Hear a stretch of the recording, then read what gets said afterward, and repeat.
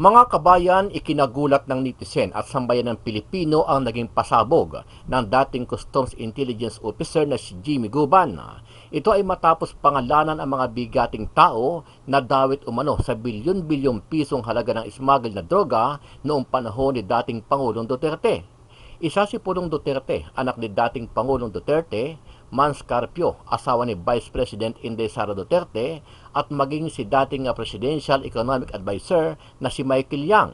Si Jimmy Guban ay ilang taon na nakakulong sa Bureau of Correction dahil isa siya sa mga di umano ay pangunahing suspek sa pagpuslit ng illegal na droga noong taong 2018 gamit ang magnetic lifters. Alam niyo po ba kung sino yung mga tao na ayaw niyang ipabanggit? Na halos doon pa lang gusto na ako sipain, bugbugin. Si Pulong, si Mans, si Michael Yang, at ang sabi niya pa, mga kaibigan niya ni Bini, Antiporda, magkakasama yan, hindi mo ba iisang pamilya yan, palagi yan sa Malacanang. Opisyal pa yan ng National Press Club. Sa ginawang pagdinig kahapon, lantarang idinawit ni Guban ang pamilya ng mga Duterte na di umano ay sila ang mga taong sangkot sa shipment ng halos 6 na bilyong pisong halaga ng droga noong August 2018. During your opening statement, you mentioned about first family involved in importation of illegal drugs.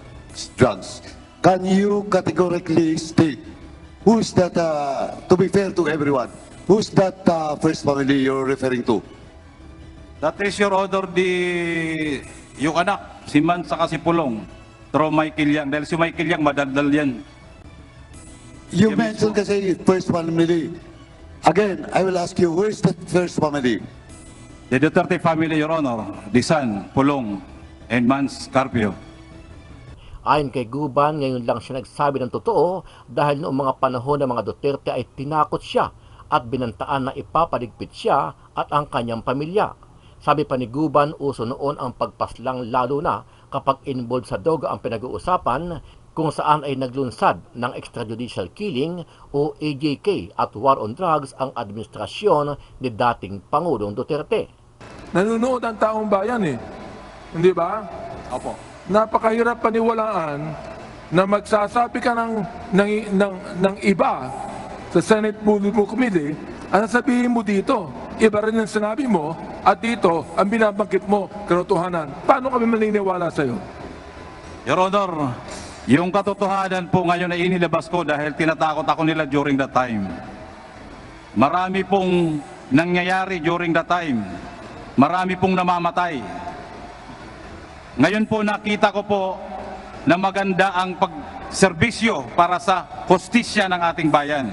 Sa pagpapatuloy ng pagdinig kahapon, walang takot at tila kalmado pa itong si Jimmy Guban kung paano niya ikinuwento sa mga kongresman ang ginawang pananakot at pangaharas sa kanya ng pamilya ng mga Duterte. Jimmy, pag binanggit mo ang pangalan na to, pag binanggit mo to, mamamatay ka. Si Pulong, si Mans, si Michael Yang. Ito, kilala ko po itong si Congressman Pulong Duterte. Sino si Atty. Mans Carpio? Siya ang asawa Yes, Your Honor. ng ating Vice President? Now, Vice President, Your Honor. Ha? Yes, Your Honor. Nakakasiguro ka? Yes, Your Honor. Involved siya? Yes, Your Honor. Under oath ka? Opo, Your Honor. Guban. Ano ang masasabi mo dito, kabayan? Naniniwala ba kayo sa mga binitawang pahayag ng dating Customs Intelligence Officer na si Jimmy Guban o isa lang itong paninira at pagbuwelta ng administrasyon ni Pangulong Bongbong Marcos Jr. sa mga Duterte? Sama-sama nating panuorin ang buong video at pakicomment nyo po ang inyong mga reaksyon at sariling opinyon. Pero bago yan, muli po ako nag-iimbita sa mga hindi pa po nakasubscribe sa ating channel na Kabayan News PH, pakipindot po ang subscribe button at pakiclick na rin ang notification bell para lagi kayo updated sa mga bagong upload natin na legit at napapanahong balita. Maraming pong salamat. With the forum which this Quadcom will provide, I wish to express my intent to be part of the investigation. And I undertake to tell the truth and nothing but the truth, to shed light on the proliferation of illegal drugs. should you consider me as one of your resource person, may I respectfully request that I be given immunity from prosecution and placed within the jurisdiction of the House of Representatives or the Witness Protection Program, considering that my testimonies will cause serious and imminent danger to my life and are self-incriminatory. For your consideration and perusal, of course, Your Honor, I attach herewith copies of my sworn statement containing my proposed testimonies in judicial affidavit, containing my retraction of my previous testimonies during the Senate, my testimony in the court, more particularly my statement that Colonel Asierto has personal knowledge of the importation of two magnetic lifters containing shabu and confiscated in Manila International Container Port on August 7, 2018. Your Honor, again, magandang hapon po. Sa hearing po namin sa Korte, RTC Branch 35 sa Manila, binago ko na po yung statement ko doon. Nang ngayon ko din po may lalabas kung bakit ko tinuro si Colonel Asierto para mag-disguise ako. Pero mas mabuti po na ikwento ko ng sunod-sunod para po malaman ng ating mga kalanggalang na kongresista at mga namumuno po sa bawat committee. Dahil ako po ay ngayon pong August 7 is my 6 years nung mahuli po yung magnetic lifter sa custom. September, I think, kung di po ako nagkakamali, was my 6 years when I was cited in contempt in the Senate. Kaya pag binilang ko po, halos 6 years na po akong pinahihirapan sa kulungan. Hindi ko po mailabas ng todo ang aking hinaing. Dahil sa Senado pa lang, pagkahuli namin ng magnetic lifter sa customs, pagdating ko sa Senado, tinutukan na ako ni Poncio Pilato. Yan po ang totoo. Nahuli po namin ang magnetic lifter with shabu sa Manila Container Port together with PDEA. Then, kasama ko po si Colonel Pajardo, Director of the NCR PDEA. Kasama pa rin po namin si Colonel Asierto. Kami po ang nagbuo nito para mabuo ang malahat at maayos at mahuli ang illegal na droga dahil yun po sa utos din sa akin ng Director ng CIS where I belong. Ako nga po pala si Jimmy Guban, Intelligence Officer ng Bureau of Customs before. Then I was also designated as the Chief OIC of the CIS Port of Manila. Ako ngayon ay si PDL Jimmy Guban with prison number 8223 P5046. Masama po pala manghuli ng illegal na droga sa loob ng Bureau of Customs. Sumunod lang po ako sa utos ng pamunuan. Dahil noon po ay katatapos lang natanggalin ang pinuno ng Bureau of Customs. Pinalitan na galing sa PDEA na ang pangalan ay si Commissioner Isidro Lapiña. During that time, Your Honor, operatiba na po ako. Organic po akong operatiba ng Customs Intelligence and Investigation Service. That is 17 years. Marami pong inuutos sa akin, marami pong reports na nare-receive namin na still nandoon ang mga tao ng First Family at pati sila ay nag-i-impluensya. During their first few months, Your Honor, malami na pong nawawalang containers. Sa Port of Manila, sa Taguluan, MICP, missing.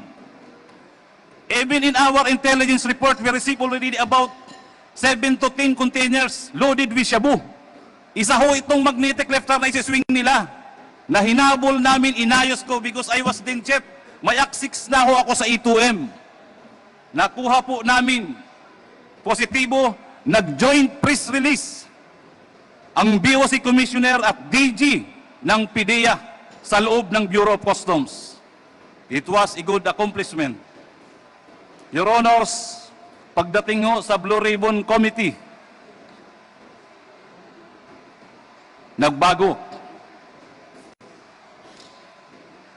The night before the Senate Blue Ribbon Committee, may tumawag sa akin, hindi ko kilala, nag-ring ang cellphone.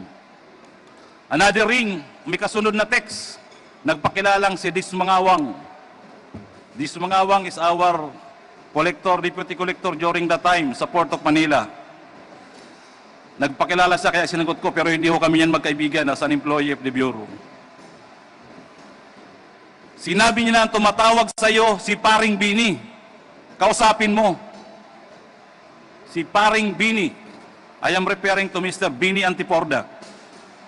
Kausapin mo kung ano pa magagawa sa kargamento. Sinagot ko kagad siya. Madam, sorry. Trabaho, huli na yan. Accomplishment yan. Your Honors,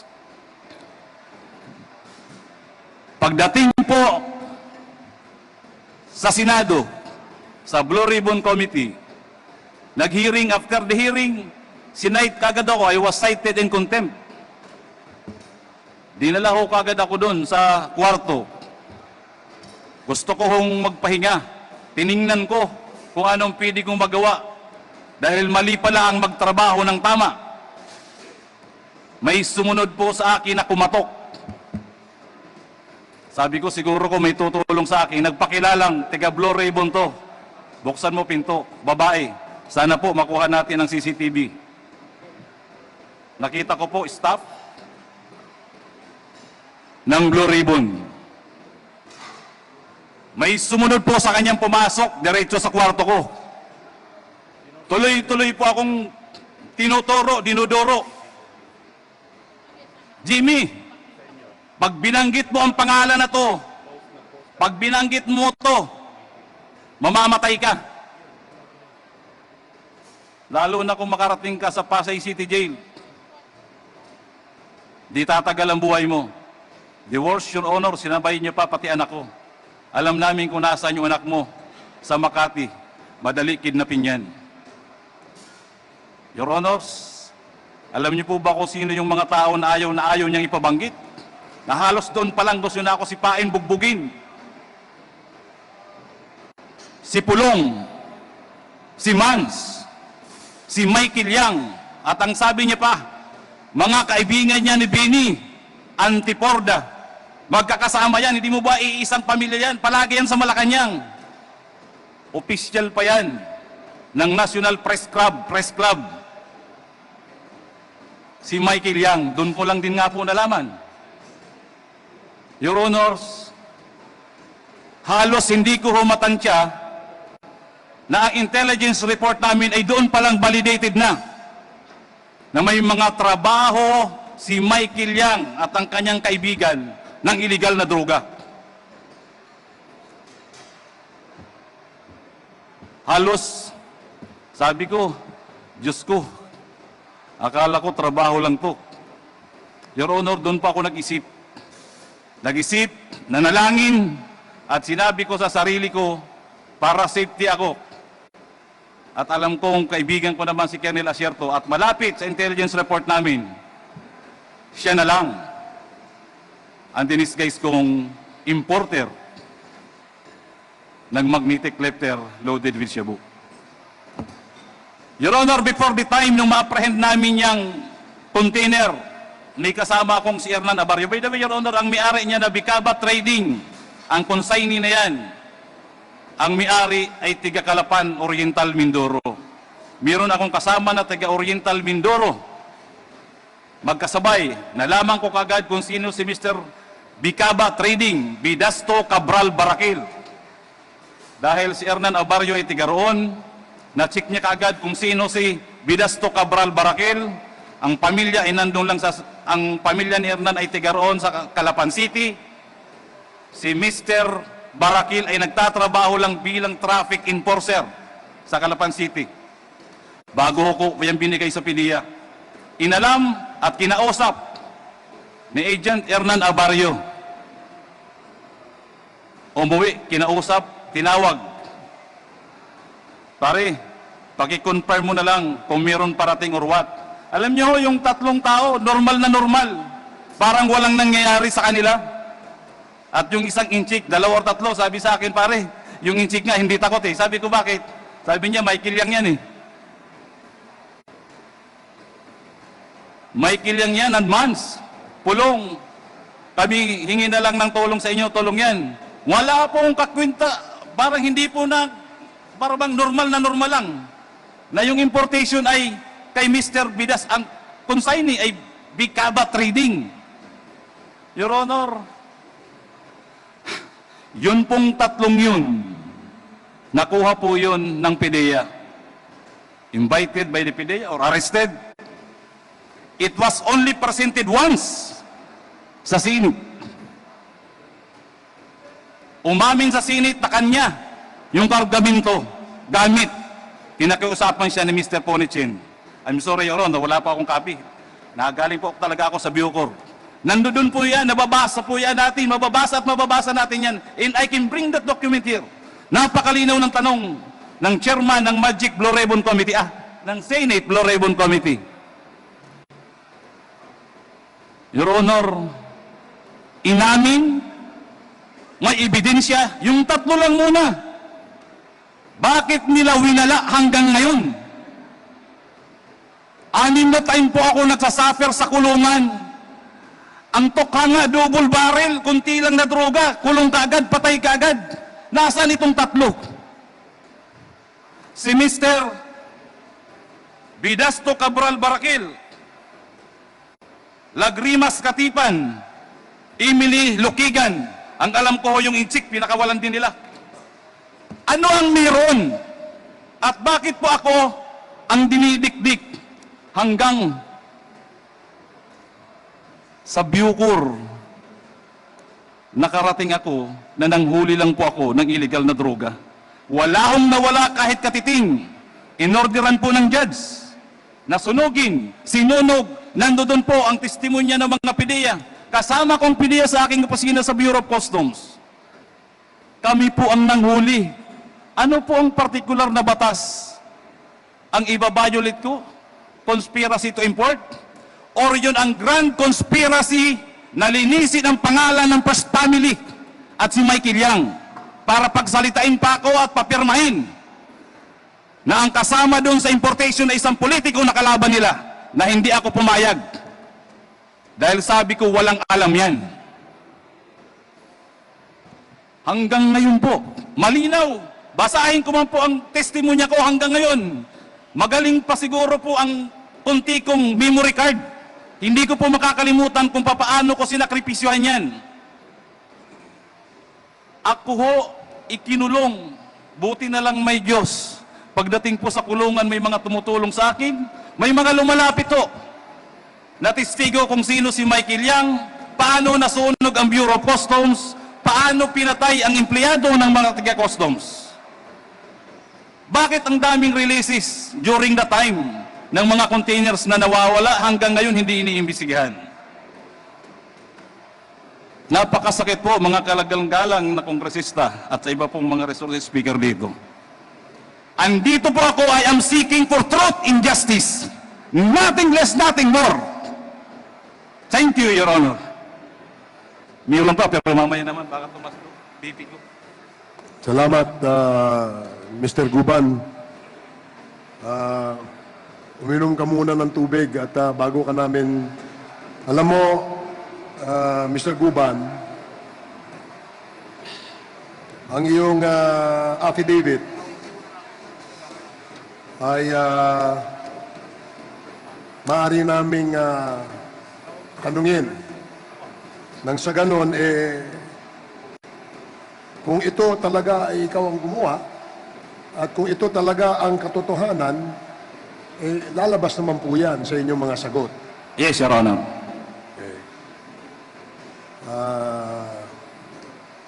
Pwede bang malaman na Jimmy, kung ano ang posisyon mo sa Bureau of Customs? Ako po ay isang Intelligence Officer 1, as yun po yung item ko. But during the time, I was designated as the OIC Chief of the CIS, Customs Intelligence and Investigation Service, Port of Manila. Ilang taon kang operatiba sa intelligence sa Bureau of Customs? I was with the Bureau, Your Honor, for 17 years. Hindi po ako umaalis as intelligence operator, intelligence operative. Pwede bang masabi mo sa committee ito, ano ang rason bakit ka nakakulong? Your Honor, ang ganda ng intensyon ko po. dahil sa utos galing sa taas ng bagong administrasyon ng Bureau of Customs, hinuli lang po namin ang magnetic lifter na may lawang shabu. At yun ngayon ang ikinaso sa akin, conspiracy to import ng illegal na droga. At ako po ay dinalhan or nagpresenta sila ng halos 40 o 43 witnesses, kaya 4 na taon po ang proseso namin sa korte. Then, kasama po yung TSN. 4 na taon po akong nagsuffer ng kulong habang naghihiring sa Manila Regional Trial Court.